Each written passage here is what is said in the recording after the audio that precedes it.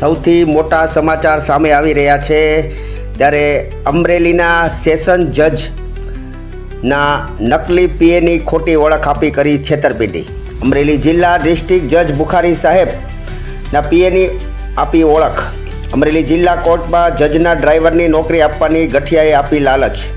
બેરોજગાર યુવક પાસેથી 2,03,000 પડાવી પીએ કરી છેતરપિંડી। બગસરા તાલુકાના માવ ઝીંઝવાના પ્રકાશ દાફડાએ કરી છેતરપિંડી કર્યાનું સામે આવ્યું।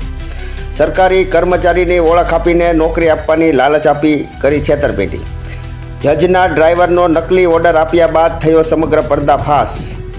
જેતપુર તાલુકાના ખજૂરી ગુંદાળા ગામે રહેતા નિકુંજ બુટાણી પાસેથી 2,03,000 પડાવી છેતરપિંડી કરી હતી। બગસરા પોલીસે જજના નકલી પીએની કરી ધરપકડ। નકલી પીએ પ્રકાશ ઉર્ફે બાબુ દાફડાની ધરપકડ કરી વધુ તપાસ। તો આવા જ સમાચાર ફરી મેળવવા માટે ફારૂક બિલખિયા સાથે દિવ્ય સર્જન ન્યૂઝ નેટવર્ક જોતા રહો।